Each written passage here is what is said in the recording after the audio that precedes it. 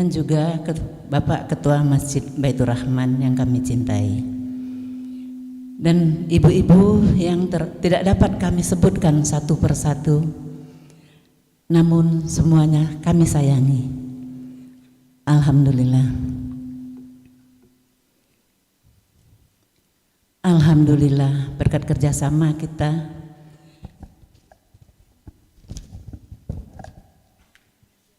dan juga rencana ini sangat didukung oleh Ketua Masjid Baitur Rahman, yaitu Bapak Najib Asmani. Dengan antusias sekali beliau menyupport acara ini, sampai-sampai maunya waktu bulan puasa silahkan Bu mulai katanya. Wah Pak, sibuk kami Pak kalau bulan puasa, jam-jam 2 itu jam repot ya Bu ya, mau mulai masak itu.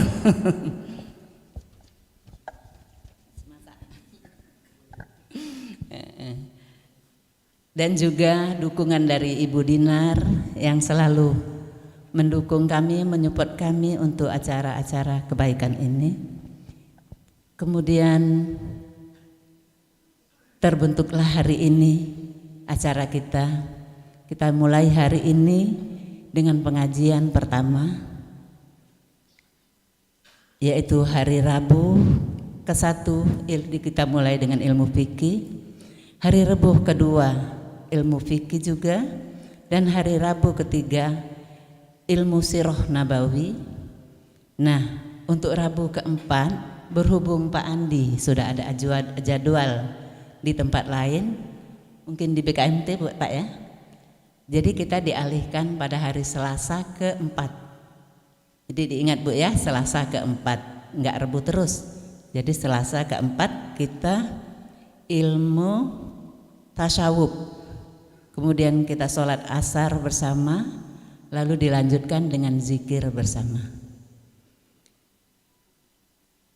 Zikir yang akan dipimpin oleh Ibu Dinar. Ibu Dinar ini yang sebetulnya namanya Haja Fuleli Mahdinar, tapi kami kenalnya Umi Dinar karena awal-awal kami bertemu tahunya Umi Dinar, diperkenalkan Umi Dinar. Saya tahunya sejak di emak-emak Cindo ini, yang bahwa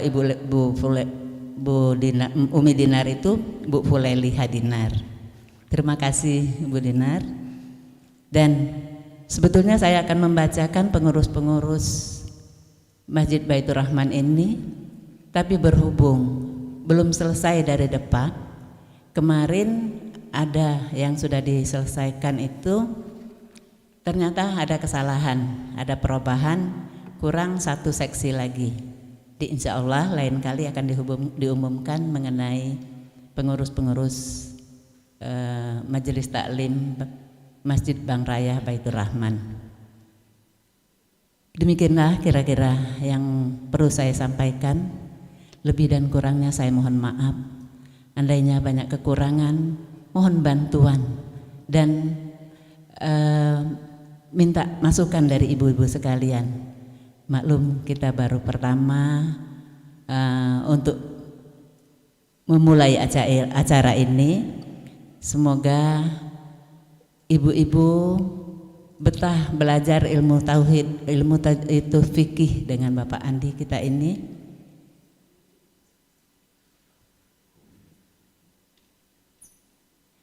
Baiklah, kita akhiri dengan wabillahi taufiq wal hidayah. Wassalamualaikum warahmatullahi wabarakatuh. Waalaikumsalam warahmatullahi wabarakatuh. Terima kasih Bu Haja Tuti. Baik Bapak Ibu yang saya hormati, acara ketiga kita adalah beberapa informasi yang ingin kami sampaikan. Bapak Ibu yang kami hormati, Majelis Taklim kita ini aktifnya seperti yang sudah disampaikan oleh Bu Haja Tuti tadi, mulai kegiatan taklim resminya hari ini. Tapi sesungguhnya ibu-ibu pengajiannya itu sudah lama Bu, dari udah puluhan tahun kayaknya Bu Tuti ya. Ya, tapi karena kita baru kenal ternyata harus ada majelis taklim, jadi baru kita bentuk dan acara resminya baru hari ini. Jadi kami informasikan ke ibu-ibu pengajian semuanya bahwa setiap Rabu nanti kita acaranya seperti ini, dan di ruang ini hari Rabu minggu pertama, minggu kedua, sampai minggu ketiga. Sedangkan minggu keempat itu hari Selasa. Jadi nanti mungkin Bu Tuti ada informasi lebih lanjut ya di WA, barangkali kita infokan lagi, atau paling tidak kita ingatkan ke ibu-ibunya bahwa kita ada kajian rutin. Minggu pertama kedua itu ilmu fikih, kemudian yang minggu ketiga itu sirah nabawi, dan yang hari Selasa minggu keempat itu ilmu tasawuf. Jadi untuk sementara itu dulu informasi yang berkaitan dengan kegiatan majelis taklim kita. Nanti kalaupun ada kegiatan lain, yakin ibu-ibu akan tetap kami undang dan dimohon kehadirannya. Baik Bapak Ibu yang kami hormati, sampailah kita ke acara inti, yaitu penyampaian materi tentang ilmu fikih yang langsung akan disampaikan oleh Ustadz Andi Juliadi Saputra, Sarjana Pendidikan Islam. Kepada Pak Ustadz kami persilahkan.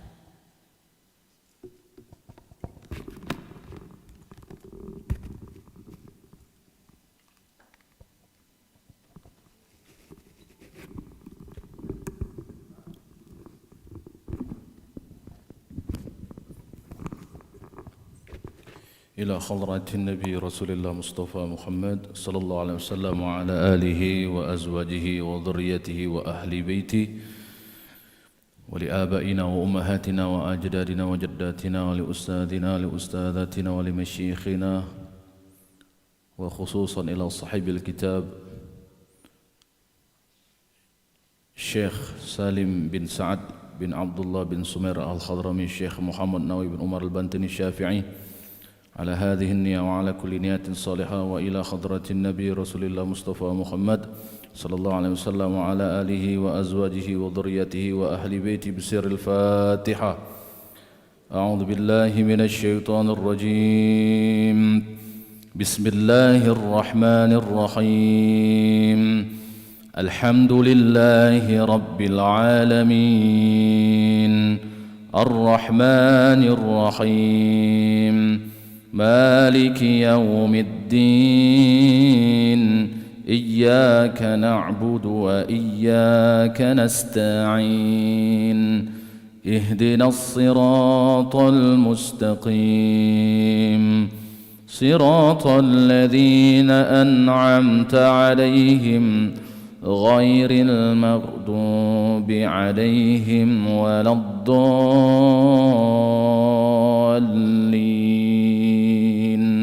آمين. بسم الله الذي لا يضر مع اسمه شيء في الأرض ولا في السماء وهو السميع العليم. السلام عليكم ورحمة الله تعالى وبركاته. الحمد لله رب العالمين وبه نستعين على أمور الدنيا والدين، ثم الصلاة والسلام على أشرف الأنبياء والمرسلين سيدنا ومولانا محمد وعلى آله وأصحابه ومن تبعهم بإحسان إلى يوم القيامة. أما بعد. Yang kami hormati Ketua Masjid Baitur Rahman Bang Raya, Bapak Dr. Najib, insyaallah mudah-mudahan selalu diberkahi oleh Allah Subhanahu wa taala. Saya dengan beliau, sebelum ibu-ibu tadi mau memperkenalkan dengan beliau, saya sudah kenal beliau duluan.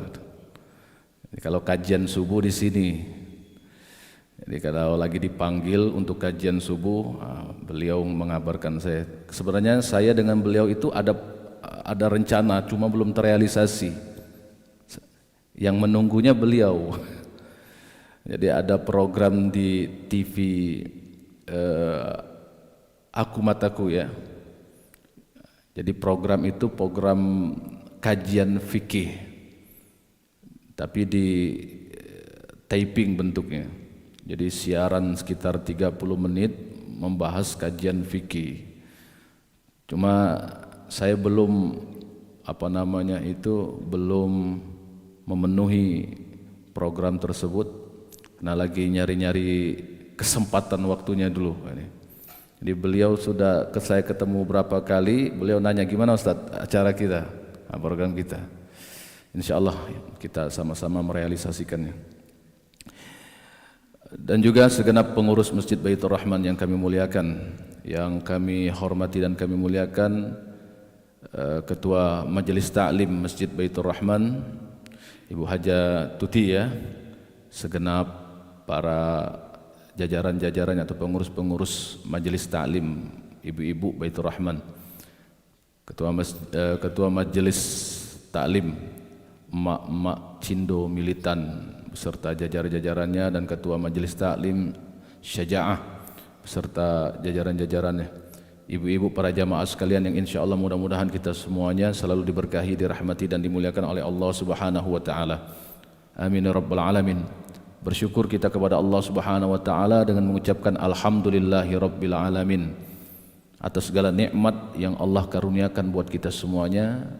Dan pada hari ini qadarullah kita dipertemukan oleh Allah Subhanahu wa taala di tempat yang mulia, bersama-sama berkumpul di tempat yang mulia ini untuk mencari ilmu. Tujuan ilmu itu adalah untuk kita implementasikan di dalam praktek ibadah, supaya ibadah yang kita lakukan itu tidak sembarangan dilakukan. Jadi nggak boleh kita pakai rumus biarlah baca Allah lah yang nilainya, yang penting saya ibadah terus nggak pernah tinggal ikhlas. Nggak bisa ibu, rumus yang seperti ini ditolak, nggak boleh. Kita buat analogi saja, kalau misalkan kita mau pakai logika-logika yang sembarangan tadi, nggak apa-apa lah, saya nggak usah sekolah kedokteran, yang penting niat saya mau mengobati orang. Yang penting saya tujuannya untuk membantu penyembuhan orang yang sakit. Jadi ketika ada orang yang sakit langsung kita suntik, bisa nggak kira-kira? Di sini ada yang dokter, ada yang ahli kesehatan, ada? Nah ibu, ahli kesehatan. Kira-kira ibu bisa nggak belajar dulu, nggak sekolah dulu di bidang ahli kesehatan, tiba-tiba ada orang yang sakit langsung kita suntik? Nggak bisa. Kita harus tahu ukuran obat yang akan disuntik. Ukuran itu kaitannya dengan apa? Anestesi. Beda lagi disiplin ilmunya di dalam ilmu kesehatan. Semua itu harus dipelajari ibu. Saya tanya nih dengan ibu-ibu bapak-bapak sekalian, kenapa umat muslim itu sekarang ini, di zaman sekarang ini banyak yang sembarangan melaksanakan praktek syariat? Dikarenakan banyaknya umat muslim tidak paham alat untuk mempraktekkan tersebut, tidak mau belajar. Anak-anak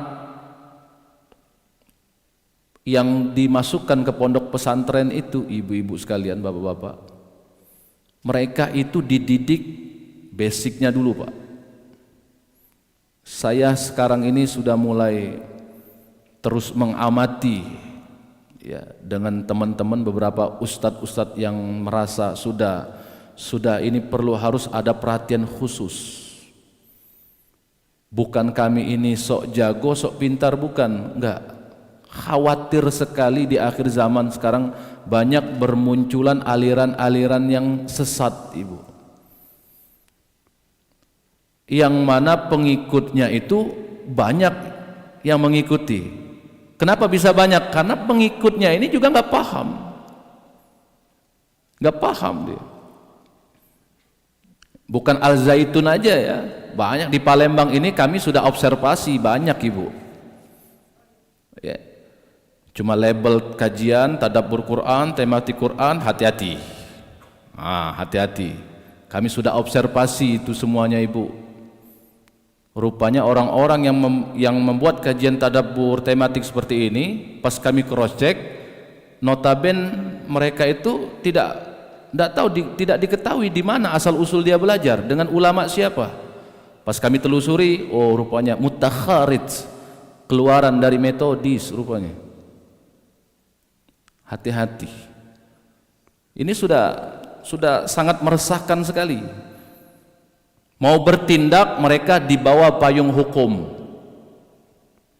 Mereka di bawah payung hukum, salah bertindak kita yang kena.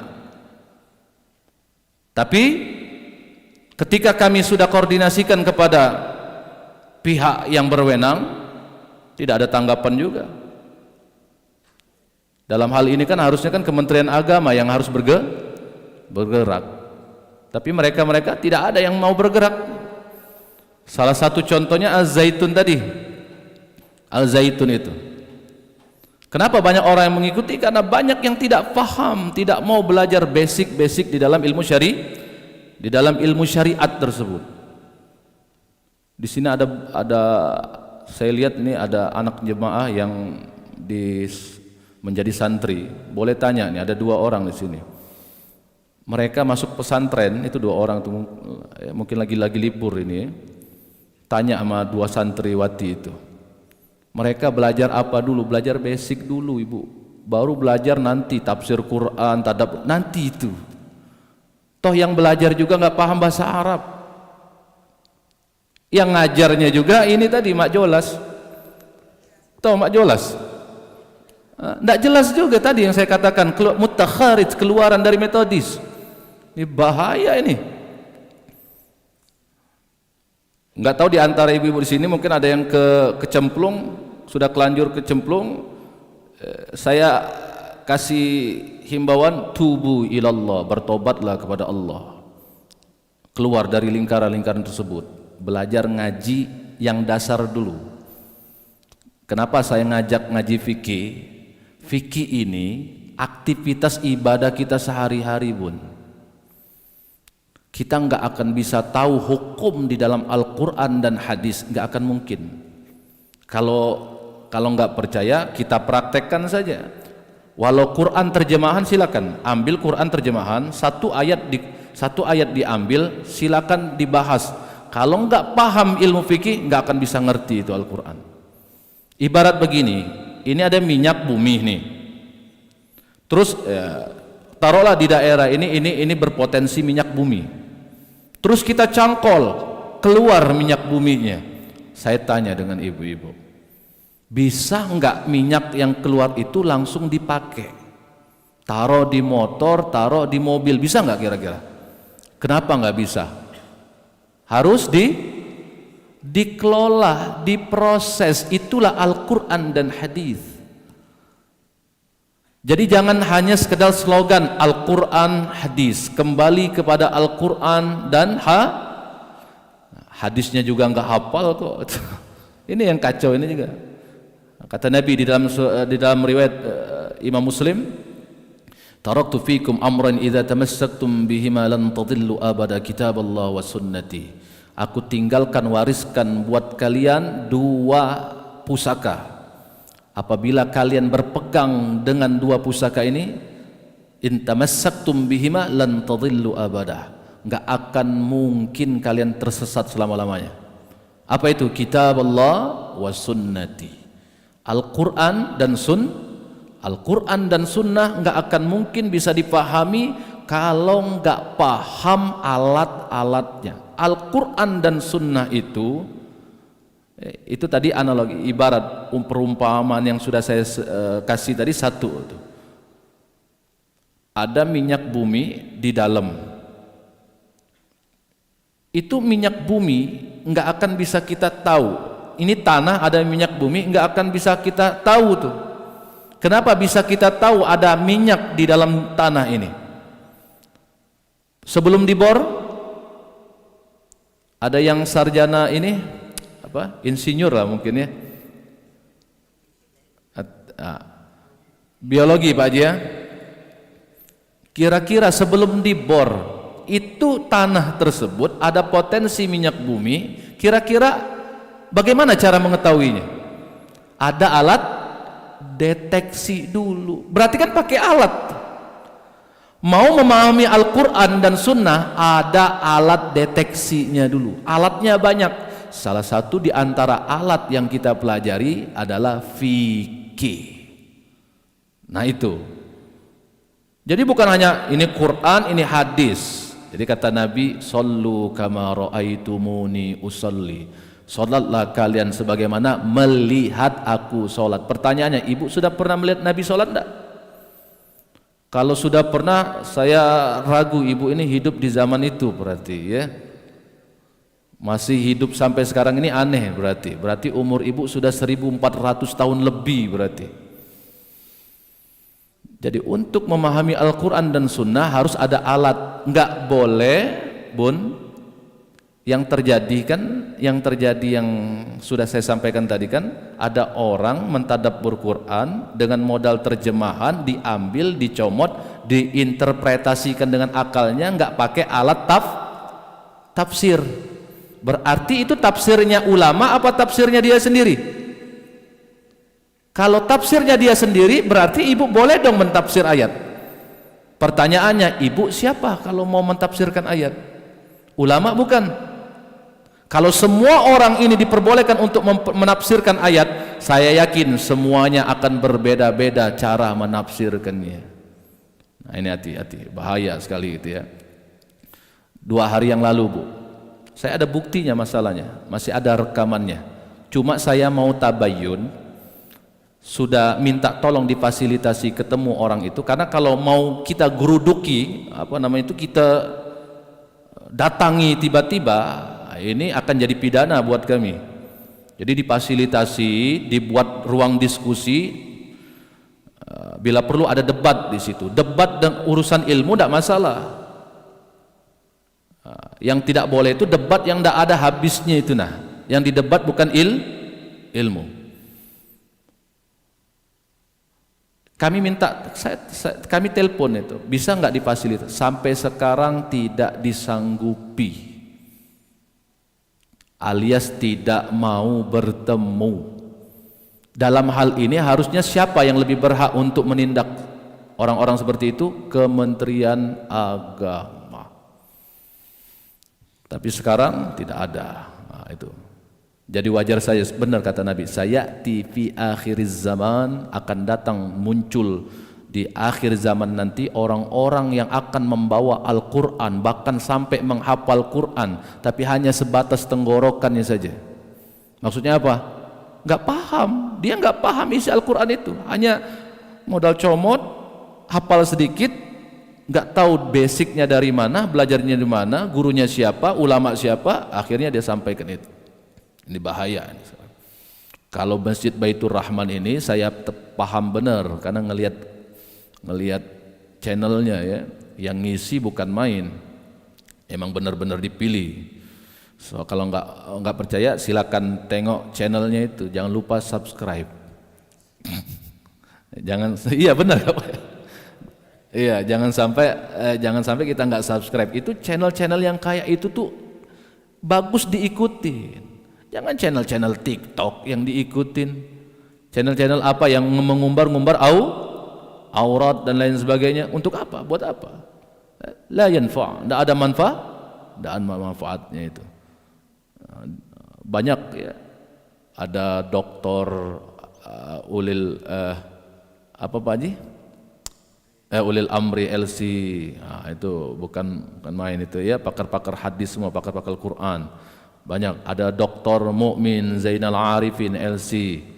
Dr. Mukmin itu yang nguji, yang ngajar saya ilmu balaghah. Kalau dalam ilmu bahasa Arab itu ada ilmu alat namanya ilmu balaghah. Nah, itu Dr. Mukmin yang menguji skripsi saya waktu saya kuliah dulu itu Dr. Mukmin. Sekarang ngisi di sini Pak Yaji. Nah, muridnya juga ngisi di sini juga. Nah, kalau kata orang itu, kalau mau melihat kualitas keilmuan seorang guru itu, lihatlah muridnya juga. Nah, sekarang murid-muridnya Dr. Mukmin ini kemana-mana sudah Pak, memberikan kajian-kajian di tempat-tempat yang luar biasa sampai ke Masjid Agung. Berarti kualitas keilmuan gurunya juga mumpuni. Jadi ibu-ibu sekalian, bapak-bapak yang kami hormati, sudah saya sampaikan juga ya, dengan ibu-ibu. Kami komunikasi sebelumnya, kita di awal-awal ini ya sekedar muqaddimah lah. Tapi nanti saya akan memperkenalkan bahan pembelajaran kita yang mesti kita pelajari. Artinya begini ibu, dimanapun ibu-ibu belajar agama, saya mewanti-wanti, silakan belajar dimanapun kita sedang berada, tapi harus diwanti-wanti, wanti-wanti. Kadang-kadang sudah tidak masuk akal, karena saya sudah sampai mendapatkan kabar ini voice note-nya bu, voice note-nya ada, sengaja saya simpen, save, nah, supaya nanti ketika ketemu orang yang ngomong seperti itu, kira-kira betul nggak apa yang dia sampaikan itu sesuai dengan voice note ini. Sampai dia mengatakan ini bu, bapak sekalian, aku tidak percaya dengan hadis Nabi. Ini kajian tadabbur Quran loh, dia ngomong sendiri. Saya tidak percaya dengan hadis Nabi yang Nabi itu Isra Mi'raj naik turun langit. Kalau dia meyakin i'tiqad dengan benar hatinya, murtad dia langsung. Murtad itu. Karena tidak percaya Al-Quran dan salah satu di antara yang tidak percaya, hanya percaya Quran saja, murtad. Hati-hati. Ini bahaya ini. Inilah yang kami sangat risaukan sekali ayah bunda sekalian ya. Ingin sekali menggempur, tapi keterbatasan kami itu apa? Tidak ada yang memediasi. Tidak ada yang memediasi, dan orang yang kami ajak untuk menjelaskan apa yang dia sampaikan itu tidak mau diajak ketemu. Sudah berapa kali kami telepon ibu. Bahkan ada salah satu ustadz, dia adik tingkat saya di IAIN waktu itu. Dulu IAIN, zaman saya dulu IAIN. Ada adik tingkat saya namanya Ustadz Amrullah. Beliau ini punya sanad hadis sampai 15 syekh dari Timur Tengah bu, Ustadz Amrullah ini. Bukan main ya beliau itu. Dia adik tingkat saya, muda umurnya, tapi pemahamannya dengan ilmu hadis bukan main. Sampai dia mempunyai sanad mata rantai dengan 15 syekh ulama besar di tanah Arab. Bahkan bukan main gitu ya. Sampai beliau itu ibu-ibu menanggapi ceramah yang Ustadz Karbitan ini tadi, mentadabburi Al-Quran, ayat di dalam Al-Quran, katanya dia menyamahkan sayap-sayap malaikat dengan bilangan rokaat solat. Hati-hati. Tidak ada ulama tafsir yang mengatakan bilangan rokaat solat itu sama dengan sayap-sayap malaikat. Tidak ada satupun ulama yang pernah melihat malaikat. Bagaimana ulama mau menafsirkan itu? Sedangkan tidak ada dalil di dalam hadis yang menyatakan, Rasulullah mengatakan bahwasanya rokaat di dalam solat itu sama dengan sayap malaikat. Tidak ada hadisnya. Ini bahaya ini. Lalu ditanggapilah oleh Ustadz Amrullah ini, sampai dia bawa kepada 5 ulama besar dari Saudi, Yaman, Mesir dan Syria. Apa kata ulama-ulama ini? Mengatakan, menyampaikan kepada Ustadz Amrullah adik tingkat saya ini, orang ini sudah menyesatkan umat, dia harus bertobat. Sampai di Facebook itu rame bu ya, dia tag orangnya itu ditagnya oleh Ustadz Amrullah ini, supaya dijelaskan melalui komenan apa yang dipostikan oleh Ustadz Amrullah. Kenapa? Ketika diajak tabayun, dia nggak mau bertemu. Akhirnya mau nggak mau Ustadz Amrullah ini tag itu orang, sudah ditag nggak hadir juga di dalam komenan itu, nggak bisa jawab dari mana. Hati-hati. Saya kasih informasi seperti ini ibu. Kenapa? Banyak di antara kita semakin banyak di antara kita ini yang secara basically ilmu-ilmu yang basic ini sedikit yang dipahami, dipelajari. Artinya apa? Jangan dulu tinggi-tinggi belajarnya. Kalau mau mentadabburi Al-Quran itu dengan alat, itulah fikih. Dengan ilmu fikih ibu tahu hukum ini apa, hukum ini apa. Apalagi kitab yang akan kita pelajari ini, kitabnya namanya Safinatun Najah. Boleh tanya sama 2 santriwati di situ. Kitab Safinatun Najah ini, kitab paling basic sekali, ibu. Nah, ibu nanti akan saya wajibkan satu-satu punya kitab ini, tapi yang terjemahan saja. Nanti penjelasannya saya. Ngaji nggak pakai kitab gimana ceritanya itu? Ibu silakan ke Jawa Timur itu. Bapak-bapak, ibu-ibu yang tua-tua, waduh, mereka itu kalau ngaji pakai kitab tuh. Ngerti nggak ngerti, pokoknya dengerin penjelasan doang tuh. ngerti nggak ngerti. Jangan lupa bawa pensil, jangan lupa bawa buku. Kalau pensil mudah dihapus, kalau pena dicoret jelek nanti. Malu sama Imam Ahmad ibn Hanbal. Imam Ahmad bin Hanbal itu sampai akhir hayatnya itu di sisi kanannya, tangan kanannya itu memegang catatan ketika dia belajar. Di akhir hayatnya beliau itu masih belajar dan memegang catatannya, Bu. Imam Ahmad bin Hanbal itu hafal hadis sampai, kalau menurut keterangan beda-beda para pendapat ulama, sampai 500 ribu hadis sampai 1 juta hadis. Yang pasti itu Imam Malik bin Anas itu sampai 1 juta hadis hafal. Mereka kalau belajar itu nggak lupa yang namanya catatan. Kita hafal hadis enggak, ketika belajar enggak pakai catatan. Nah ini, nah itu umurnya sudah di atas 40 tahun, banyak yang dipikirin. Masih untung ibu-ibu enggak suruh saya enggak suruh hafalan ini. Coba tanya 2 santriwati itu, pasti penasaran yang mana 2 santriwati itu, ada orangnya di situ ya. Kira-kira kalau nyantri dihafal wajib, ini wajib dihafal. Makanya kalau saya nggak pakai kitab ini nggak apa-apa, nggak masalah. Saya hafal sudah. Apalagi diajarkan tiap hari ini kitab. Seisi ini saya hafal. Karena wajib hafal. Kalau ibu-ibu nggak usah dihafalkan. Karena sudah banyak hafalan ya. Hafalan listrik, hafalan ledeng, hafalan cicilan jilbab, Senin, Selasa, Rabu, Kamis, Jumat, Sabtu, Minggu, macam-macam itu warna-warnanya itu. Cicil galau itu belum selesai lagi cicilannya, nambah lagi disuruh hafal ini Ustaz. Aduh, yang mana hafal ini Ustaz. Nah, kita tidak main hafal-hafalan, kita main memahami. Ilmu alatnya saja yang kita pelajari adalah fikih. Apa arti fikih itu? Fikih itu pemahaman artinya, memahami hukum syara.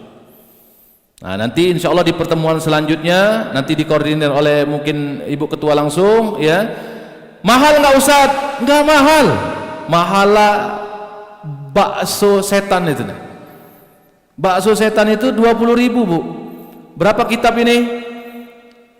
10.000. Cuma 10.000. 10.000 itu sekali lewat. Kalau kita makan cimol, makan lakson ya. Hah?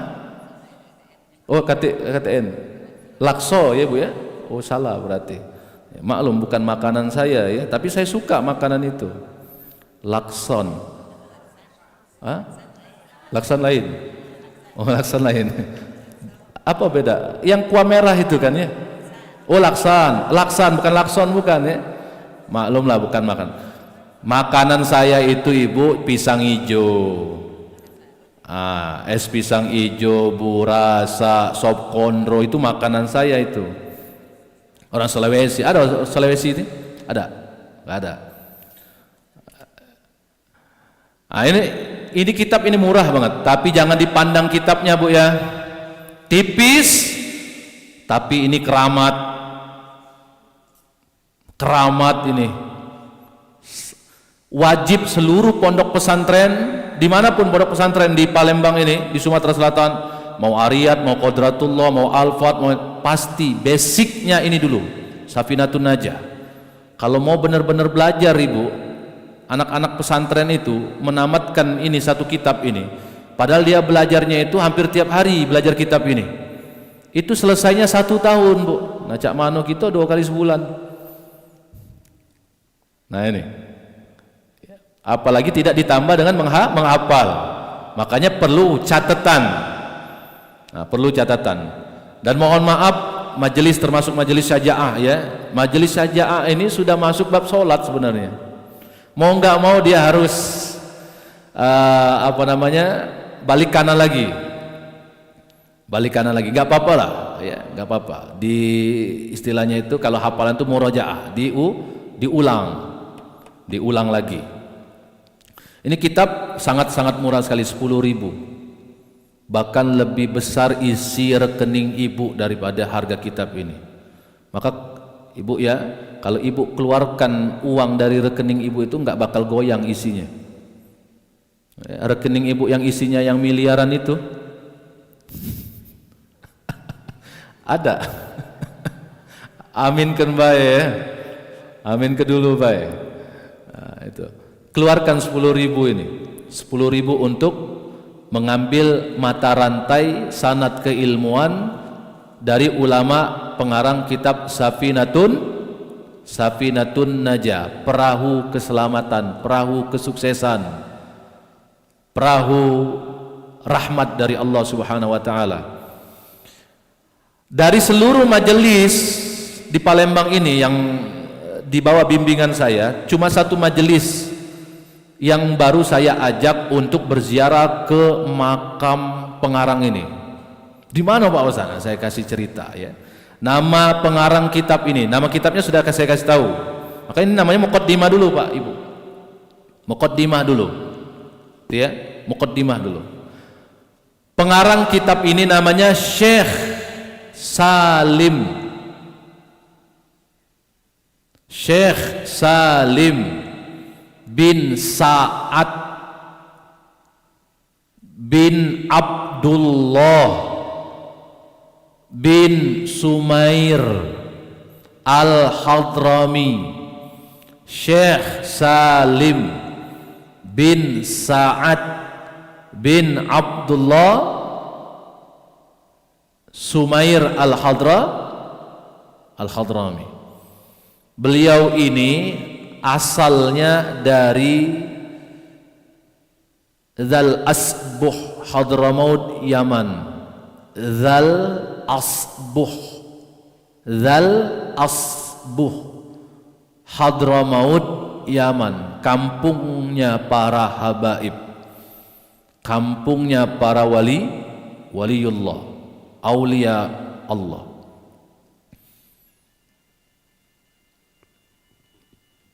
Syekh Salim ini ibu-ibu sekalian, bapak-bapak, ulama besar dari Hadramaut. Beliau seorang ahli hukum, ahli fikih, ahli tasawuf, ahli Quran, ahli tafsir, plus ahli politik.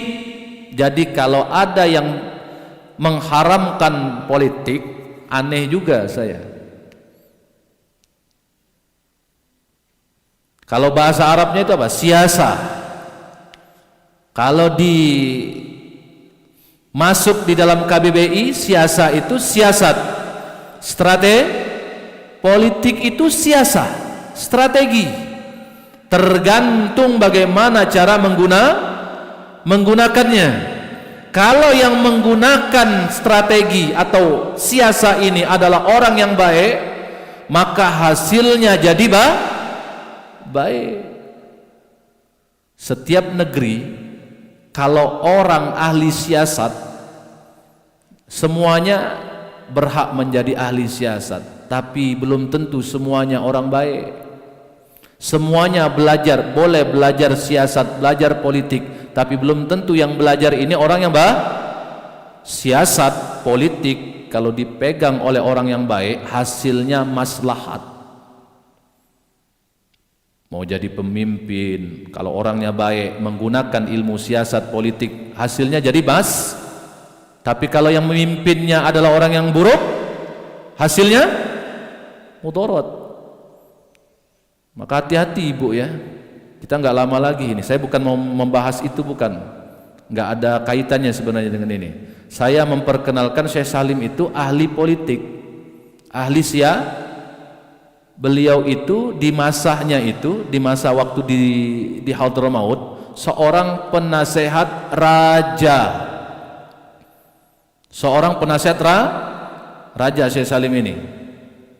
Ketika Syekh Salim mengeluarkan fatwa,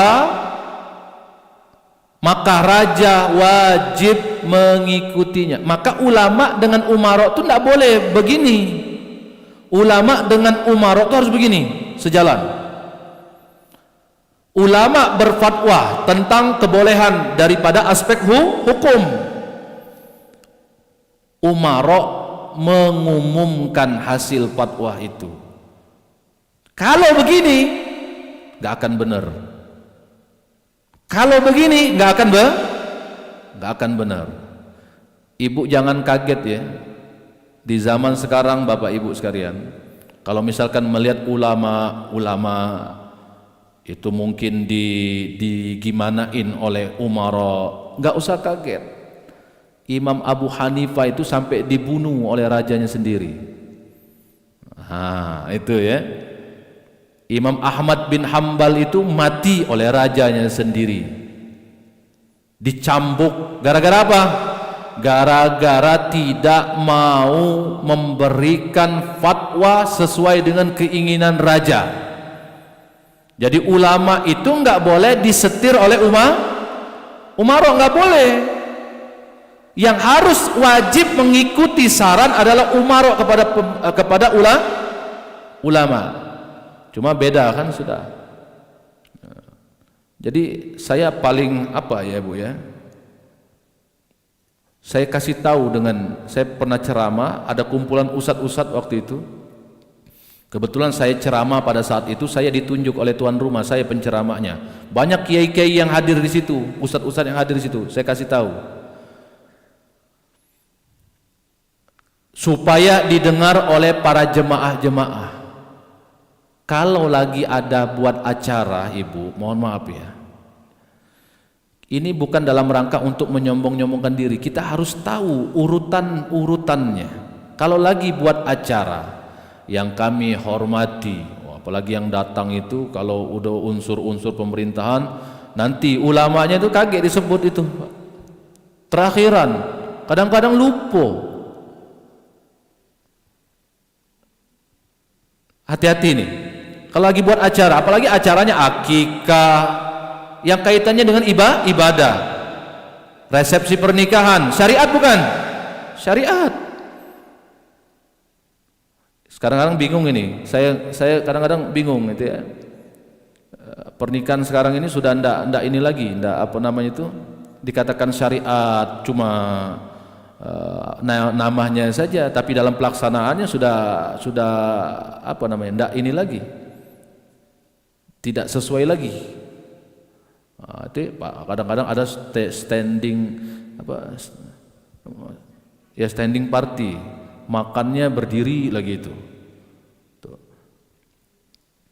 Itu ya. Kecuali kalau bangkunya habis, baru makan tegak gitu.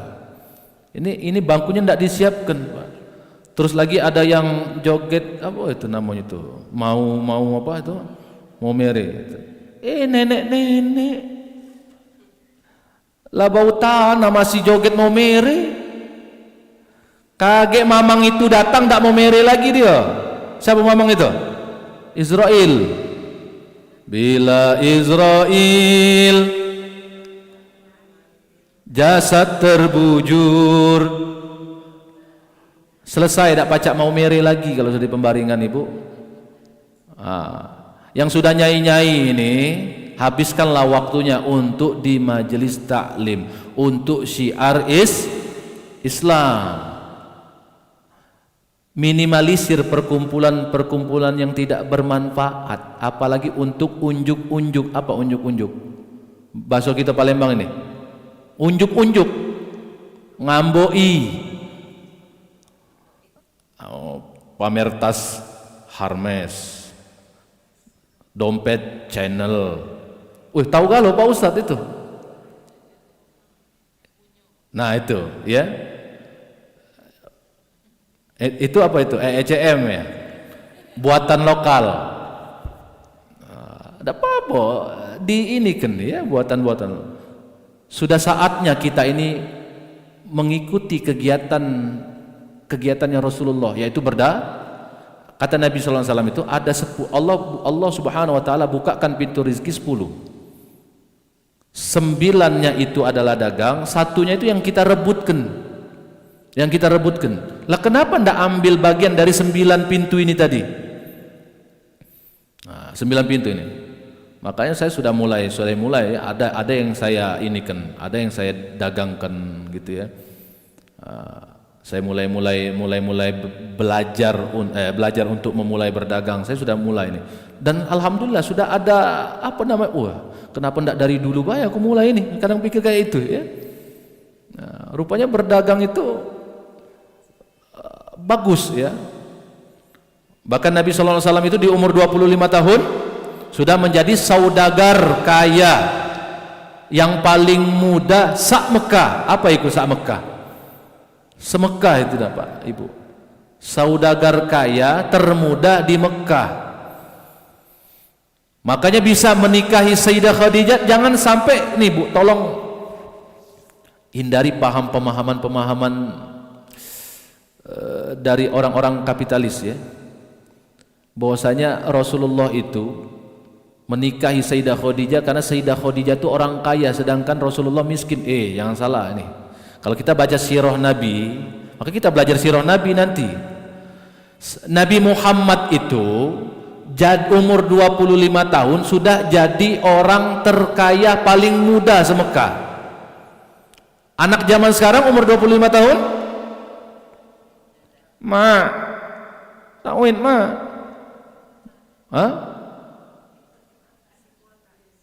beli kuota 25 tahun anak-anak muda. Rasulullah umur 25 tahun jadi saudagar kaya termuda se-Mekah. Makanya bisa menikahi Sayyidah Khadijah dengan memberikan mahar onta merah sebanyak 20. Satu onta merah itu terakhir saya tanya 175 juta satunya. Dikalikan 20 berapa itu? 3,5 miliar. Ada enggak anak pemuda zaman sekarang yang ngasih mahar 3,5 miliar? Anak ibu yang perempuan ada yang sudah nikah? Dikasih mahar berapa oleh menantunya? Ada yang 3,5 miliar? Enggak.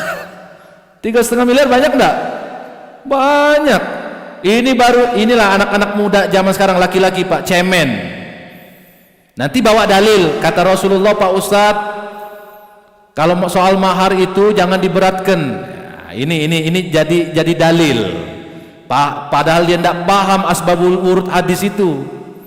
Rasulullah itu menikahi Sayyidah Khadijah 20 onta merah. Padahal Sayyidah Khadijah itu orang terkaya se-Mekah. Tahu nggak kekayaannya ibu? Apa kata Abdullah bin Umar? Kata Anas bin Malik, kekayaan Sayyidah Khadijah itu apabila seluruh orang kaya di Mekah pada saat itu dikumpulkan kekayaannya baru setara dengan kekayaan Sayyidah Khadijah. Kaya enggak itu? Luar biasa enggak kayanya Pak Ibu? Baru setara. Tapi Nabi Muhammad ketika menikahi Sayyidah Khadijah maharnya 20 onta merah. Ini boro-boro baru diuji calon mertua. Ada berapa kau punya? Sanggup 50 juta. Nah Pak, mundur aku Pak. Berusahalah belum? Sudah mundur. Padahal tujuan mahar itu adalah untuk memuliakan itulah fungsi agama hadir. Agama Islam itu hadir, fungsinya untuk menjaga harkat, martabat, derajat seorang perempuan. Bahkan ibu kalau dalam ilmu fikih, ini kan tidak tahu, kalau saya ibu-ibu sudah pernah tidak mendengar ini. Kalau untuk masalah nurut patuh dari seorang anak, saya tanya dengan ibu, mana yang harus didahulukan? Lebih nurut kepada ibu apa kepada ayah? Secara hukum syariatnya. Jangan asal nebak nih, nggak tahu bilang nggak tahu. Wajib kepada ibu duluan. Sakingnya umat Islam itu mengangkat harkat derajat seorang wajib nurut patuh kepada ibu lebih banyak daripada ayah. Ini soal perbandingan masalah kepatuhan. Sakingnya tadi perempuan itu harus dimuliakan. Makanya ibu-ibu, saya sudah 3 bulan programnya terhentikan. Saya punya anggota sekitar 5 orang yang ustadznya saya sendirian. Saya ngajak, saya belum ngajak secara banyak ya. Tapi kalau sudah saya sampaikan seperti ini, mungkin ibu-ibu juga mungkin ada keinginan untuk partisipasi. Saya 5 orang ini kadang keluar malam jam 12:30 malam sampai jam 2 malam. Tahu nggak, kami ke tempat perempuan yang menjajahkan dirinya. Kami bawa uang hasil dari donatur para jemaah-jemaah yang kami kasih tahu. Kami temuin, kadang ketemu dapat 3-5 orang. Nggak perlu kami posting, untuk apa juga, gitu ya. Ini masalah privasi perempuan ini. Makanya kami nggak mau posting kayak yang sudah pernah. Ya saya juga itu urusan mereka yang posting itu. Uang dari jemaah yang kami kumpulkan itu kami temuin, kadang dapat 3 perempuan, kadang dapat 5 perempuan. Itu uang kami bagikan sama dia. Kami suruh balik.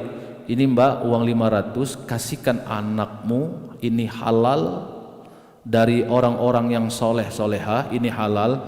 Mudah-mudahan pangkal dari kehalalan ini Mbak nggak balik lagi ke jalan. Itu namanya dakwah, Ibu. Jadi dakwah itu banyak. Maka saya sampaikan ini, mungkin ya nanti program ini akan kami lanjutkan lagi. Ibu misalkan memang tidak ada waktu karena malam, kan jualannya kan malam ya. Iya, jualannya kan malam itu. Ya siang ndak kate, malam tuh lah. Itu praktek pertama kali Bapak Ibu, Pak Haji, Bu Haji, itu ya. Itu ini jantung ini kenapa? Takutnya nanti kami turun ada jemaah yang kenal. Nah Ustadz nak beli, padahal tujuan kita mau menyampaikan amanah tadi dari donatur tadi. Itu awalnya gugup, kita ngomong saja susah, Bu. Inilah biasa megang mic ini, kapan ketemu yang model kayak itu gemeter, kami gugup. Nanyo, Mbak dari jadi kata yang tim ini tadi, nah Ustaz, kenapa gugup itu? Tidak biasa aja ini. Kapan stop itu? Ayo Kak, diaturi. Nah, kacau kita ini. Diaturi itu tadi. Nah itu tadi, Bu, dakwah itu jangan Ibu pikir dakwah itu hanya sebatas ini, banyak. Tapi kita harus bagi itu, Bu, dakwah itu wajib. Kalau urusan hukum, menyampaikan hukum agama, itu serahkan kepada ahlinya. Ibarat ilmu kesehatan serahkan kepada ahli. Tapi untuk mendeklarasikan kesehatan semuanya wajib. Ayo hidup sehat begini. Begitu juga dengan hukum syariat. Ayo taat, ati Allah, ati Rasul. Taati Allah, taati Rasul. Banyak-banyak beribadah, wajib kita berdakwah ini, Bu. Wajib kita berdakwah ini. Ta'awanu 'alal birri wat taqwa. Saling tolong menolong dalam urusan takwa, urusan akhirat, urusan syariat. Saling tolong menolong kita. Ya, ECM mungkin ya. Saya nggak baca visi misinya soalnya. Ya. Tujuannya apa? Visi misinya menegakkan syariat,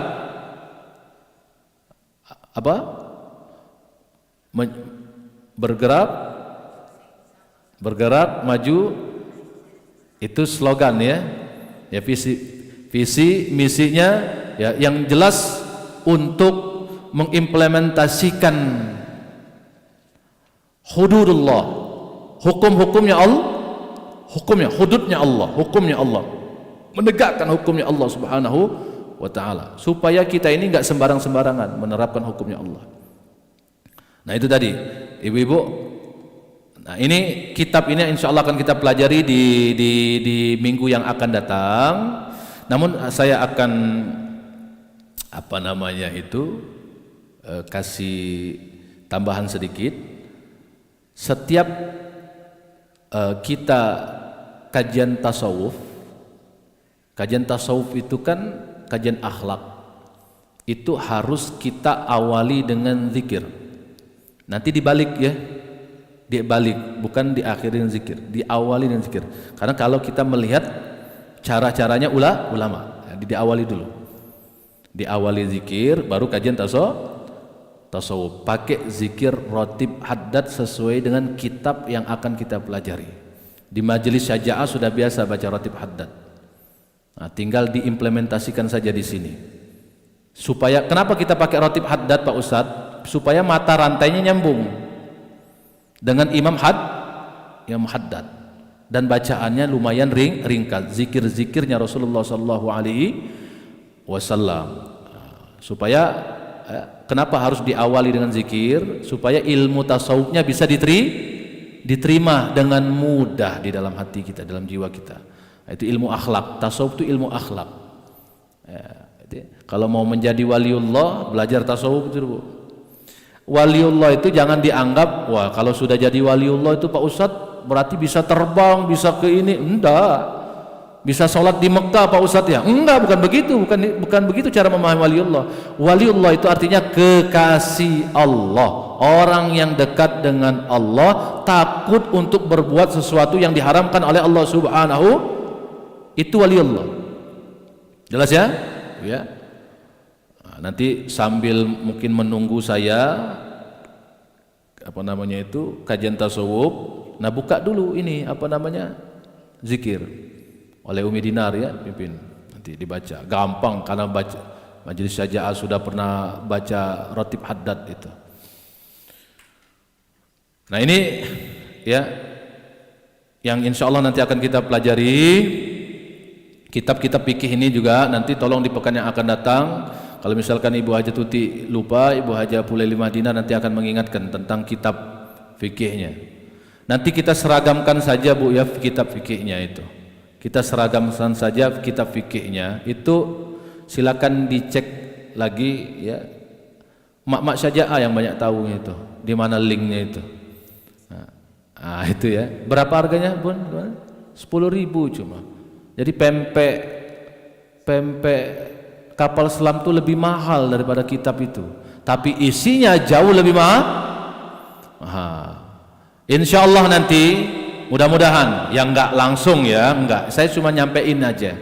Mudah-mudahan umur panjang, banyak rezeki, ibu-ibu akan saya bawa ziarah ke makam pengarangnya ini. Di mana?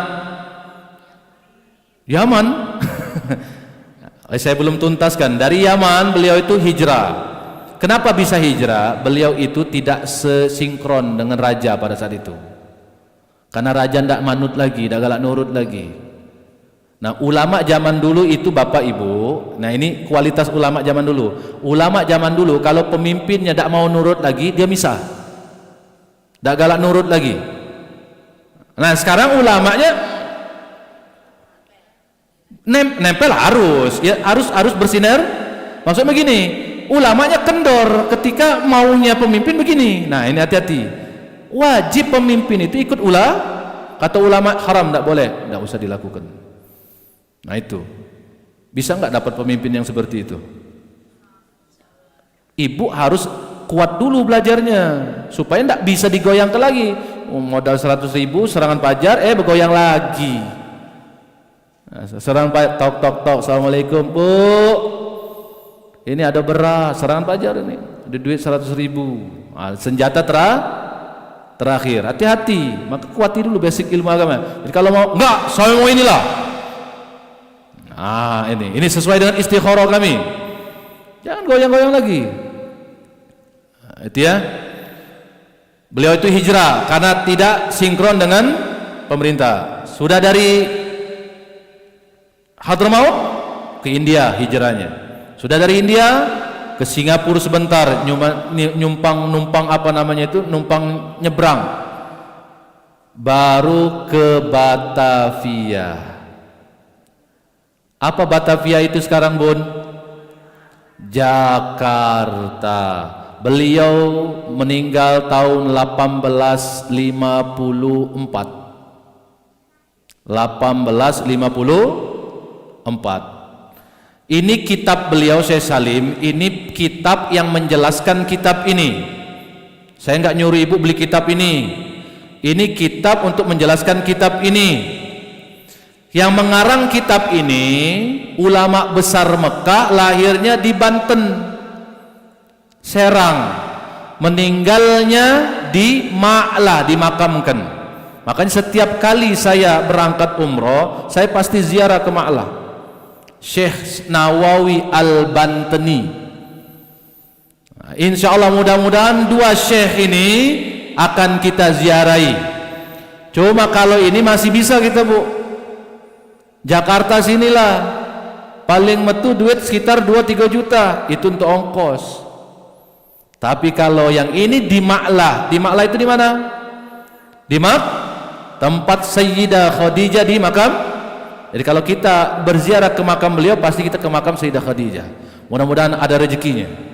Cuma memang di travel ibu perlu tahu, silakan cari travel itu, memang tidak ada program untuk ziarah ke Ma'lah.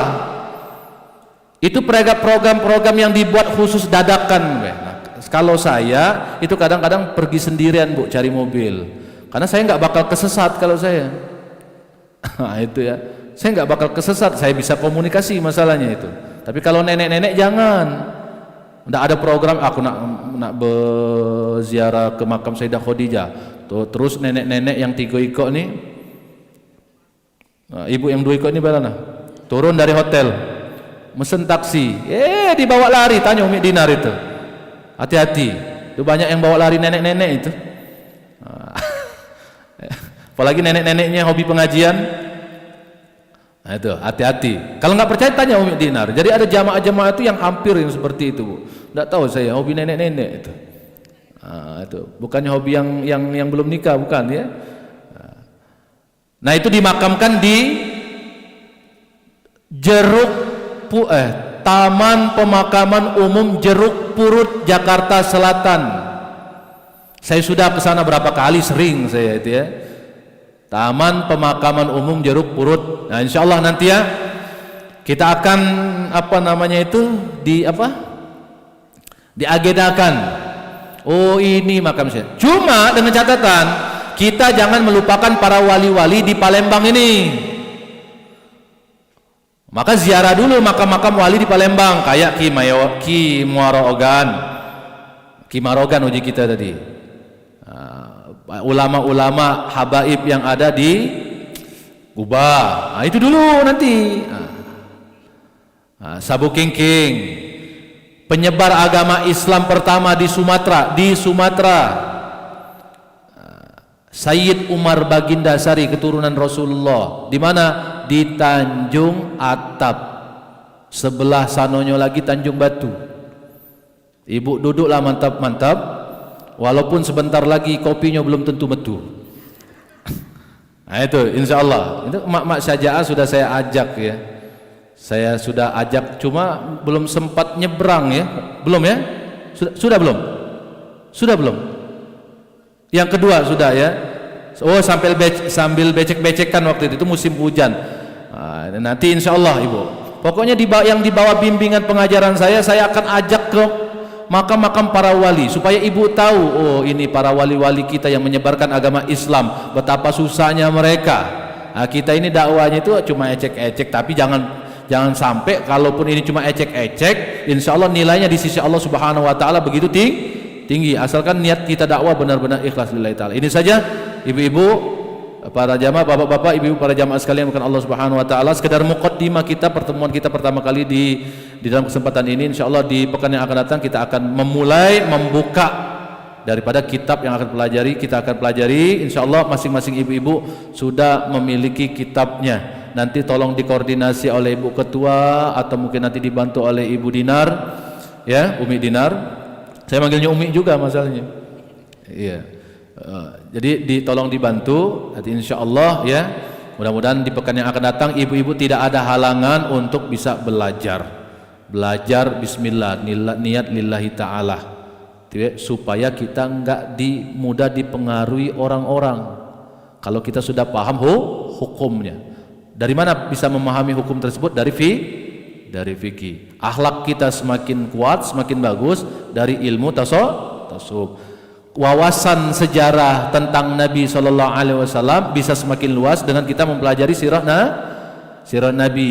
Ibu penting belajar sirah Nabi itu supaya ibu tahu bagaimana kepemimpinan, bagaimana bagaimana cara menerapkan hukum, itu dikupas semuanya di dalam ilmu sirah Nabi. Wallahu taala a'lam bisawab. Dalam waktu yang sangat singkat sebelum menunggu azan berkumandang, silakan kalau ibu-ibu sekitar ada 10 menit lagi kalau ada yang mau ditanyakan ya, kami persilakan. Karena kita juga belum ada temanya juga ini. Kalau mau tanya yang seputar yang lain silakan. Ibu-ibu, siapa yang bertanya? Silakan.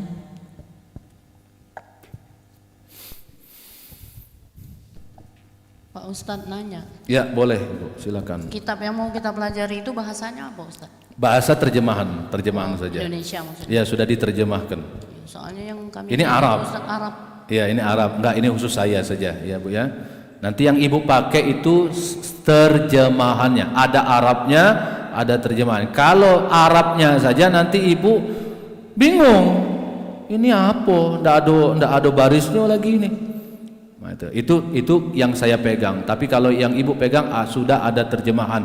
Walaupun Ibu ndak catat sebenarnya, itulah fungsi kitab yang harus Ibu miliki. Bapak-bapak juga mungkin kalau mau ikut belajar ya Pak ya. Nanti silakan dikoordinasi di apa namanya, bapak-bapaknya kalau ada mau ikut belajar juga nggak apa-apa, ikut nimbrung juga ya. Itu kitab, kalau sudah punya kitab itu kan, itu kitabnya kan terjemahan. Ibu tinggal bawa pensil saja dengan penghapus, tinggal tambahin sedikit aja di situ. Jadi kalaupun nggak bawa buku tulisnya nggak masalah, tinggal tulis di situ. Nah, tinggal dibubuhi saja tambahan-tambahan penjelasannya. Nah, itu ya. Silakan ditengok di itu apa namanya, ada ibu-ibu saja yang bawa itu ya. Nah, itu di Umi Ati itu bukunya. Ya. Majelis Sajaah ini sudah masuk bab solat sebenarnya. Cuma insya Allah ibu-ibu Sajaah mau mengalah ya Bu ya.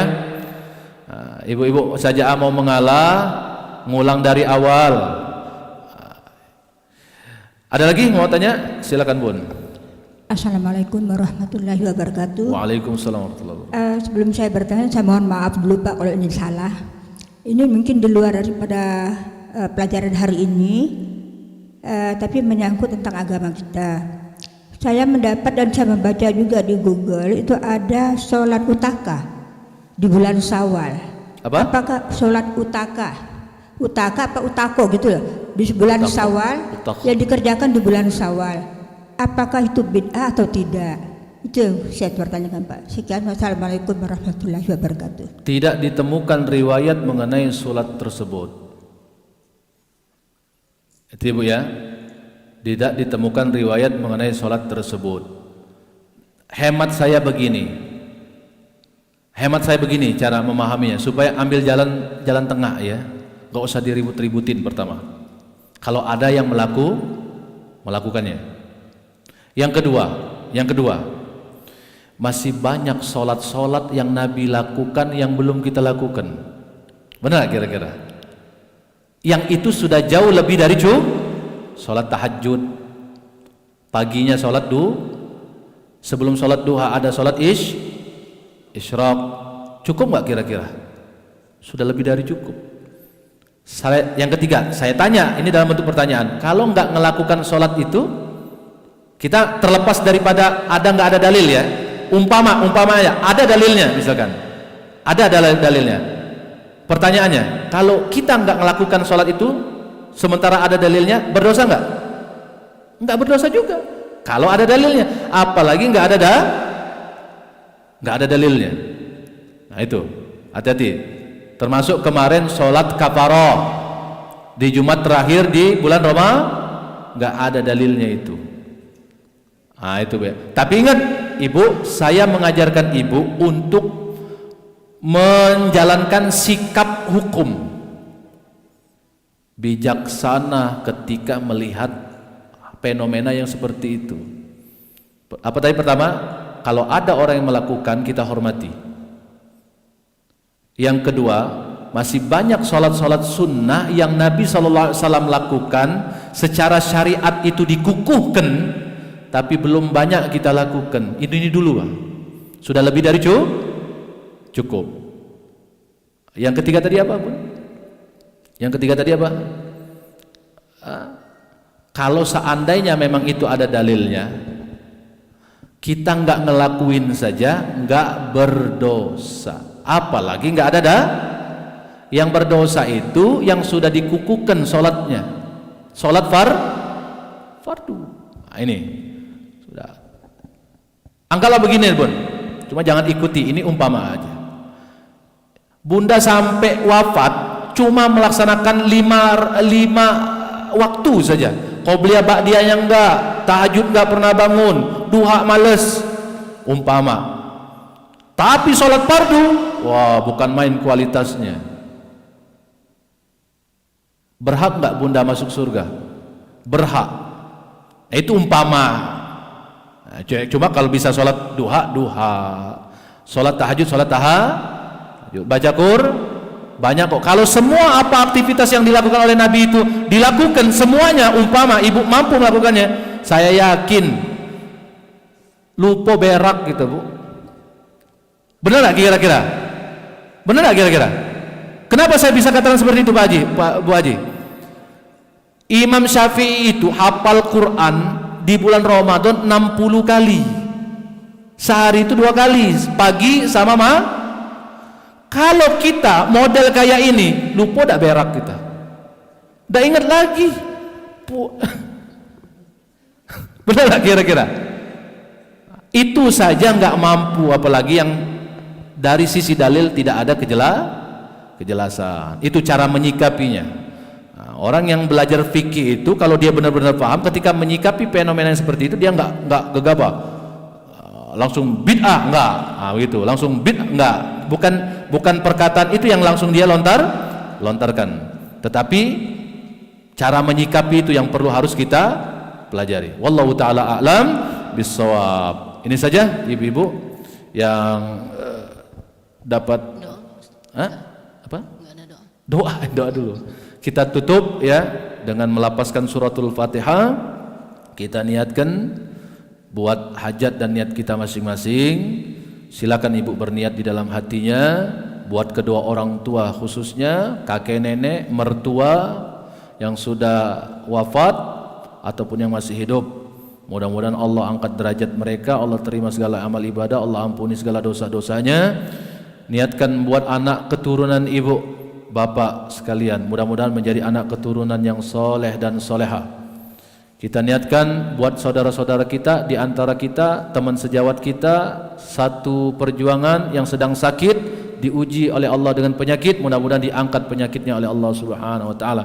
Kita yang sedang berusaha untuk mempelajari ilmu agama, mudah-mudahan dimudahkan oleh Allah Subhanahu wa taala. Ala hadhihi niyyah wa ala kulli niyatin salihah wa ila hadratin nabi Rasulillah Mustafa Muhammad sallallahu alaihi wasallam wa ala alihi wa azwajihi wa dhurriyyati wa ahli baiti bi sirril Fatihah. A'udzu billahi minasyaitonir rajim. Bismillahirrahmanirrahim. Alhamdulillahi rabbil alamin.